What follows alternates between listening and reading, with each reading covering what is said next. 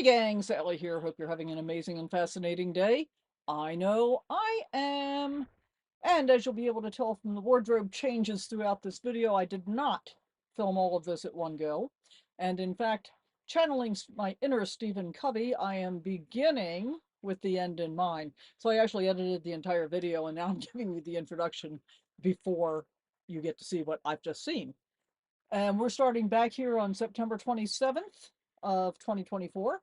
We are in Northeast Maine, also in the area known as Downeast, which I find interesting because it's still north, but I don't quite get it. Whatever.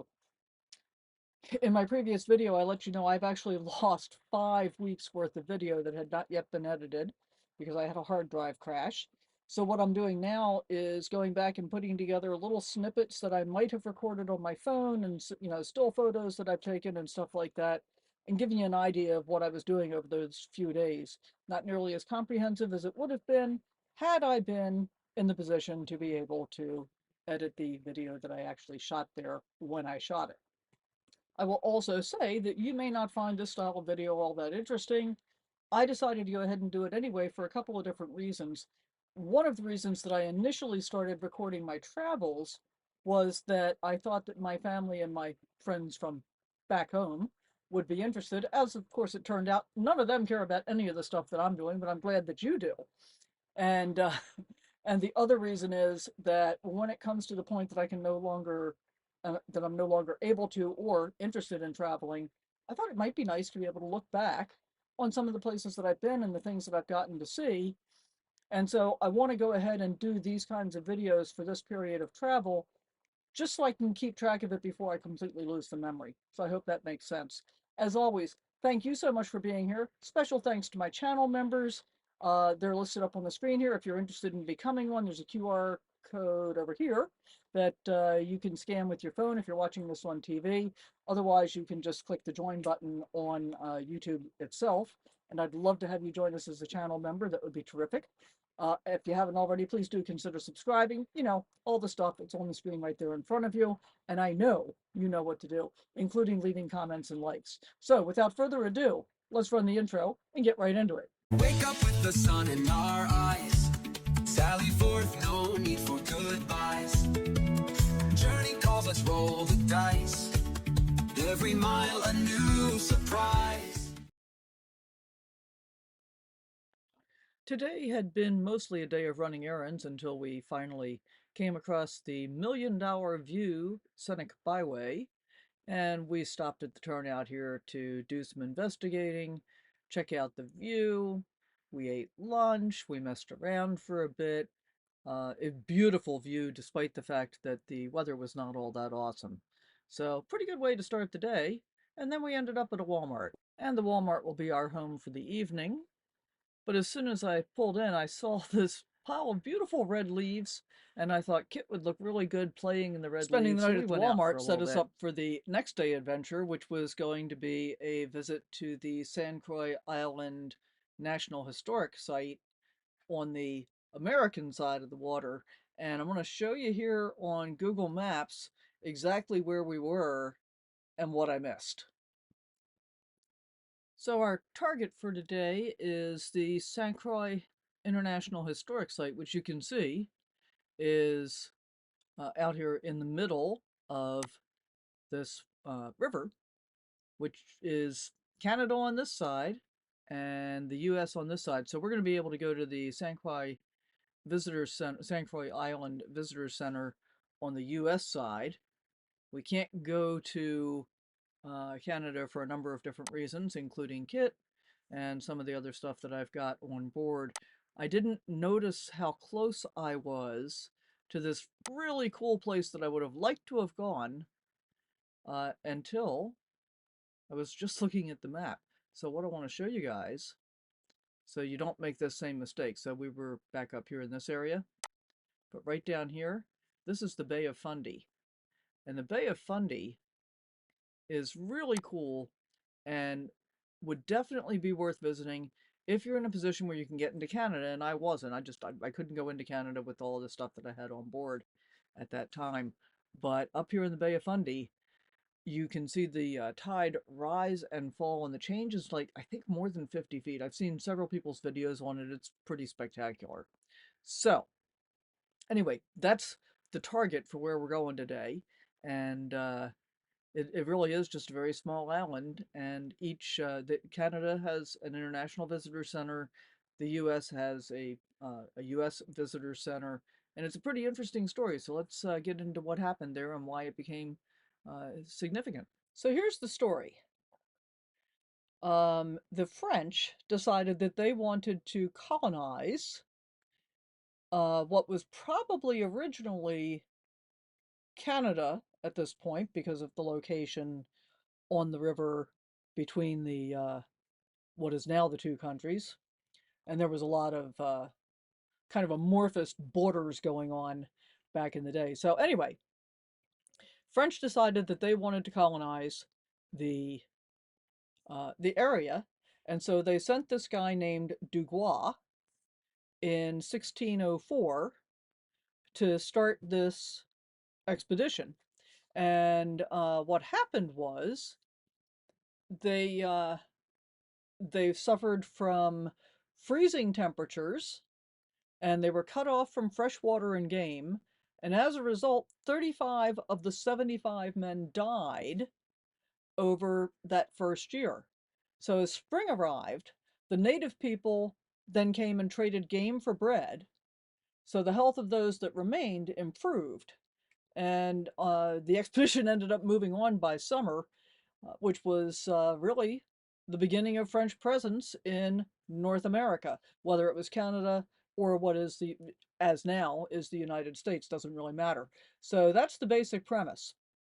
But they did kind of, I don't know, I'm going to say they were kind of arrogant about how they did it. So they started on the ancestral homelands of the Wabanaki, and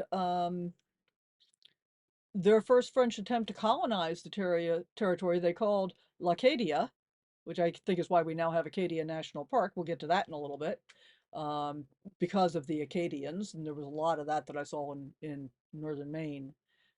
So one of the things that really struck me was part of the reason that they were cut off from fresh food and so forth is apparently there was enough of a wolf population that the natives that lived there would store their food on the island. So they'd go hunt on the mainland, and then they'd store their food on the island so that it couldn't be, trashed by wolves.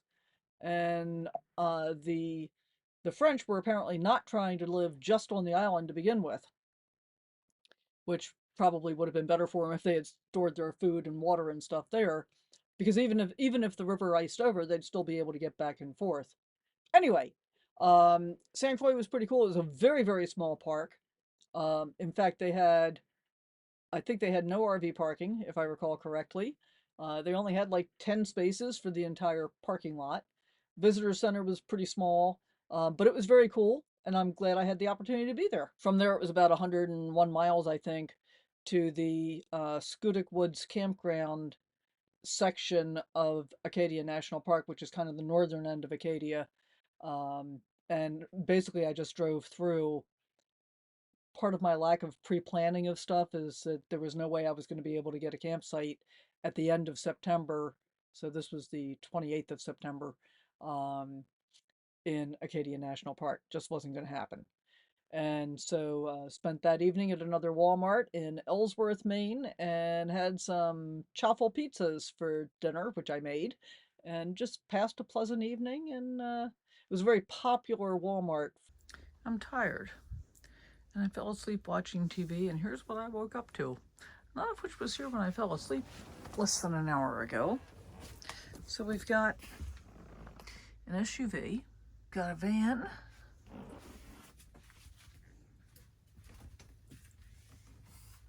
we've got a Class C, we've got a truck camper with a trailer, we've got a trailer with another trailer, we've got a bus, and before I fell asleep, I walked over further to my right, and there were at least 8 over there. Very popular place here at Walmart. The next day. I spent all day on September 29th driving through Acadia National Park, which was absolutely beautiful, and I basically have nothing to show for it because all of the footage that I filmed was lost in the hard drive crashes, which is a real shame because it was absolutely gorgeous. So a couple of things from my experience in Acadia. Um, Not my favorite experience, actually. I left the Walmart and I headed for the visitor center outside of the park, which turned out to be a good move because it gave me a pretty good idea of where I wanted to go and so forth. But when I got into the park and I tried to go to the main visitor center, I pulled into the parking lot there, which was huge, by the way, and had a lot of RV parking, all of which was occupied, some of which was occupied by cars. Guys, please don't do that. Don't pull a car into an RV parking slot at a national park. It can be avoided. And so what ended up happening for me and actually a number of other people, both cars and RVs, circling the parking lot, hoping somebody was going to leave and there would be enough room for me to be able to find a place to park. I did it 3 or 4 times. It was very, very frustrating, and I finally decided I was not going to be able to get my national parks passport stamped for Acadia National Park as a result. So I just moved on because there's no point in being frustrated about things like that. And so, started the drive through the loop road. It was quite a while before I got to an official park entrance gate thing that you have to drive through. And when I got there, they asked me how tall I was and then gave me a special RV driving map with the low tunnels marked on it because there are a number of places that you can't go. I think the lowest was, I think, nine something.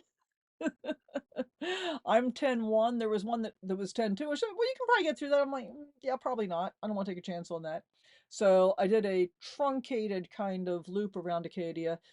Did not get a ticket for, I think it's called Cadillac Mountain, to do that because I knew I wasn't going to be there at either sunrise or sunset, and it wasn't worth it to me to fight the crowds. And oh, by the way, it was very, very, very crowded.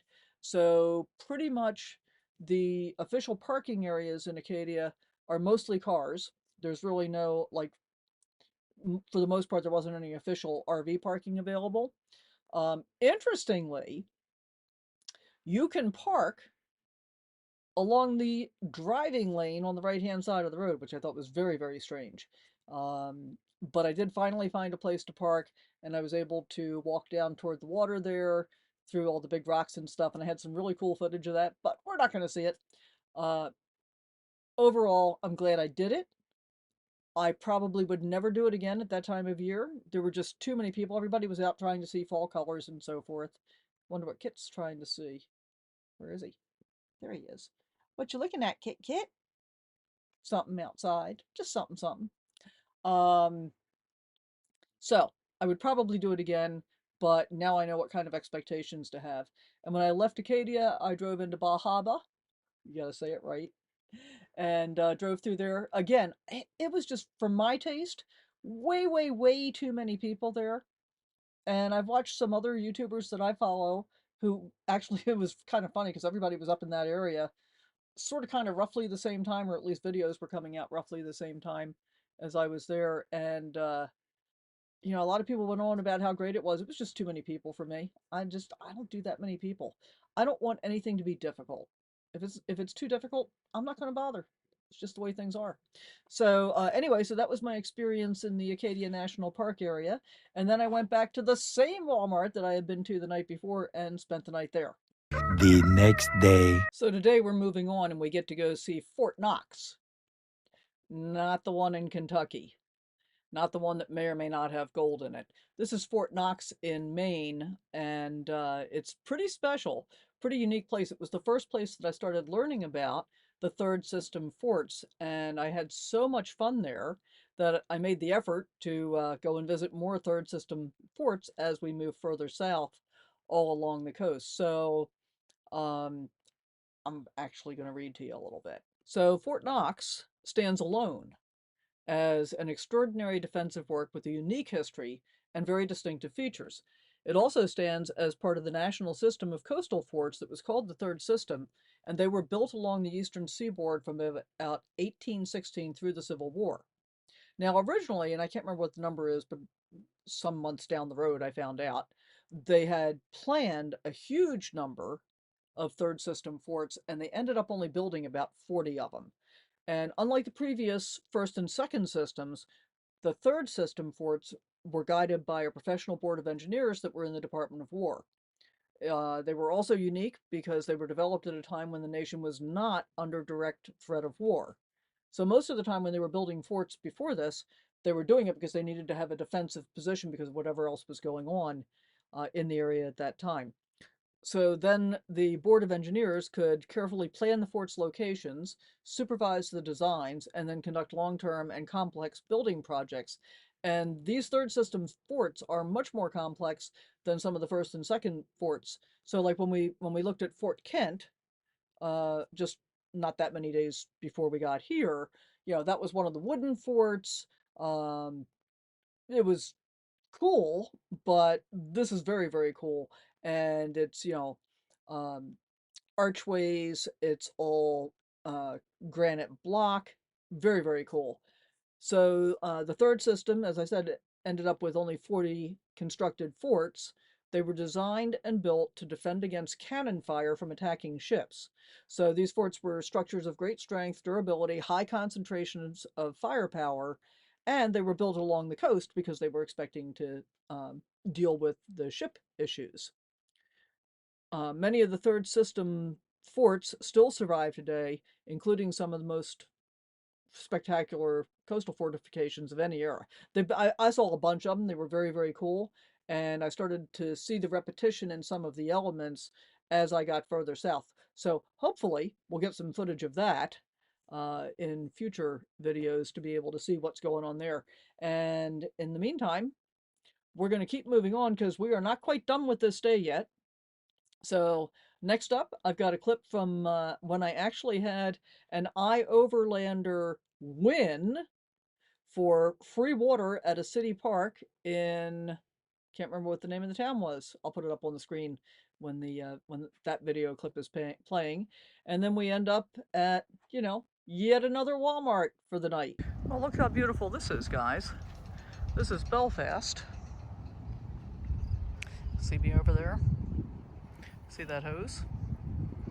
Yeah, we're filling up water.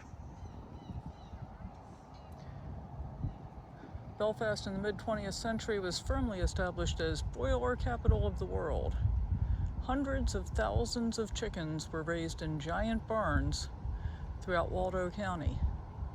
At the peak of the industry, 22,000 birds per hour were made ready for shipping at 2 plants situated on the waterfront. When Penobscot Poultry Company opened its state-of-the-art facility on this site in 1956, presidential candidate Adlai Stevenson was present at the opening ceremony. The plant closed in 1988 and was demolished in 1997. Interesting. Oops, I think we're done.